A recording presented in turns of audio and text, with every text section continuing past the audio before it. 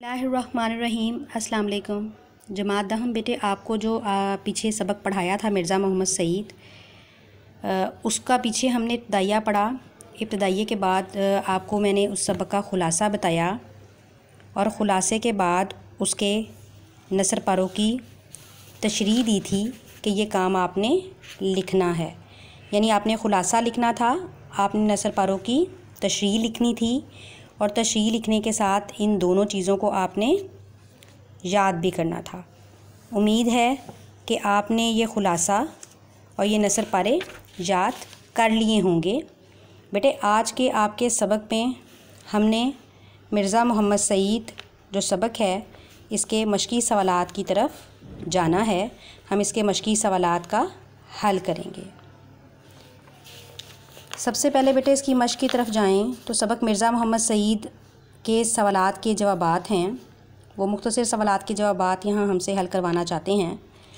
सबक मिर्ज़ा मोहम्मद सईद के जो सवालात हैं उनमें सवाल नंबर अलिफ़ है, मिर्ज़ा मोहम्मद सईद किस लिए लिखते थे? मिर्ज़ा मोहम्मद सईद अपनी ज़ाती तस्कीन के लिए लिखते थे। काम इसलिए करते कि उन्हें काम करना होता था। लाहौर के पब्लिशरों के साथ मिर्ज़ा साहब का रवैया कैसा था? मिर्ज़ा साहब उन्हें पसंद नहीं करते थे। मिर्ज़ा साहब की मारिकतुल आरा किताब का नाम और मर्तबा बयान कीजिए। मज़हब और बातनियत। अगर उर्दू की 100 उम्दा किताबें मुंतखब की जाएँ तो इस किताब को इनमें शामिल करना पड़ेगा। मिर्ज़ा साहब की किन दो शख्सियात से अजीज़दारी थी? सर सैयद और मुंशी ज़काउल्ला। मिर्ज़ा साहब ने किस काम में तदरीस के फ़राइज़ अंजाम दिए? 2 साल अलीगढ़ में पढ़ाया, फिर गवर्नमेंट कॉलेज लाहौर में अंग्रेज़ी के प्रोफेसर मुकर्रर हो गए। फिर आगे है मुसन्निफ़ के प्रोग्राम दानिशकदा में शिरकत की दरख्वास्त पर मिर्ज़ा साहब ने क्या जवाब दिया? मिर्ज़ा साहब ने फरमाया, आदमी शोहरत के लिए कोई काम करता है या दौलत के लिए? मुझे ना इसकी ज़रूरत है ना उसकी। मिर्ज़ा मोहम्मद सईद का हुलिया बयान कीजिए। अकेड़ा डील, उजला रंग, कुशादा पेशानी, घनी बवों के साए में, बड़ी बड़ी रोशन आँखें, रुखसारों की हड्डियाँ उभरी हुई, कतरवा मूँछें, हंसते तो सामने के 2-4 दांत टूटे हुए नज़र आ जाते मगर बुरे ना लगते थे। दाढ़ी मुड़ी हुई, धान पान से आदमी थे। मिर्ज़ा साहब के दोनों नावलों के नाम तहरीर कीजिए, यास्मीन और ख्वाबे हस्ती। इसके बाद आगे देखें, कहते हैं पतरस बुखारी से मिर्ज़ा साहब के ताल्लुक़ को अपने अल्फाज में बयान कीजिए। पतरस ने मिर्ज़ा साहब से इक्तसाब इल्म किया। बाद में पतरस ख़ुद अंग्रेज़ी के प्रोफेसर हो गए मगर अपनी गैर मामूली काबिलियत और जहानत के बावजूद मिर्ज़ा साहब की इल्मियत के आगे अपने आप को हीच समझते थे। आलिम की मौत होती है, इस जुमले के मफ़हूम की वजाहत कीजिए। आलिम व फाजिल की वफ़ात एक अहद की मौत होती है, इससे पूरा अहद मुतासिर होता है। आगे सवाल देखें बेटे, कहते हैं मतन की रोशनी में दुरुस्त जवाब पर गुड का निशान लगाइए। ये सारे गलत दुरुस्त जो हैं ये आपके सामने मौजूद हैं और गलत दुरुस्त के बाद इसके निशान भी, इसके जवाबात भी आपके सामने स्क्रीन पे मौजूद हैं। सवाल नंबर 5 देखें, कहते हैं दर्जिल अल्फाज व तराकीब की वजाहत जुमलों में इस्तेमाल के ज़रिए कीजिए। जमात दहम बेटे, हम ये इसको क्लास में तो कर लिया करते थे लेकिन ये आपके बोर्ड के पेपर का हिस्सा नहीं है, बस आपने इसको एक दफ़ा देख ही लेना है। इसके बाद छठा सवाल है, कहते हैं एराब लगाकर तलफ़ुज़ की वजाहत कीजिए। ये लफ्ज़ मैं आपके सामने पढ़ देती हूँ। मुतमव्विल, शियार, इर्तिहाल, कुदरी, साकित, मुबाहसा, मुतबस्सिम, राशा। आगे है सवाल नंबर 7, कहते हैं सबक मिर्ज़ा मोहम्मद सईद के मतन ज़हन में रख कर दुरुस्त या गलत के निशान लगाइए। ये गलत दुरुस्त के जुमले बेटे आपके सामने हैं और ये यहाँ पर इसका हल भी मौजूद है। ठीक है, आगे जो नीचे आप सवाल देख रहे हो, सबक के मतन को मद्देनज़र रखकर दुरुस्त जवाब का निशान लगाइए। ये आपके निसाब का इजाफ़ी हिस्सा है। ठीक है, आपने इसको हल करना है और आप इसको पूरा मुकम्मल जो है वो याद भी करोगे। अच्छा बेटे, इस सबक में जो आपने चीज़ याद करनी है वो जितना कुछ हमने पढ़ा है वो सब कुछ आपने याद करना है और सब कुछ याद करने के साथ साथ आपने ये काम और करना है कि जो चीज़ आपने लिखनी है वो लिखना क्या है। आपके सामने जो स्क्रीन पे मुख्तलिफ सवालात के जवाबात हैं ये आपने लिखने भी हैं। पिछला जो काम था उसमें आपने क्या लिखा था?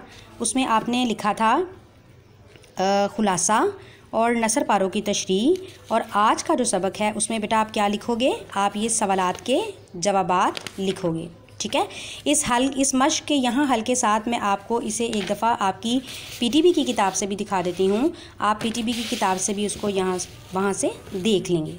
ये किताब पर आइए, ये देखिए, ये सवालात के जवाबात मैंने आपको करवा दिए हैं। आगे ये मश्क है, ये मश्क मैंने वहाँ से आपको दिखाई भी है। ये एक दफ़ा मैं आपको अपनी किताब का स्क्रीनशॉट भी दिखा देती हूँ। ये मैंने अभी जो आपको पढ़ा दिया है ये आपकी किताब पर हल होना चाहिए। बड़े आपने इसको अपनी किताबों के ऊपर पूरा हल करना भी है। ठीक है, आगे देखिए, वो कहते हैं जुमला इस्मिया और जुमला फ़ेलिया। ग्रामर का क्वेश्चन है आपके पास। कहते हैं जुमला इस्मिया जुमला ख़बरिया की किस्म होती है। इसके 3 अज्जा होते हैं, यानी 3 जुज़ होते हैं। जुमलों को पढ़कर देखिए, यानी अली बहादुर है, सायरा लाइक है, सुहेब खुश है।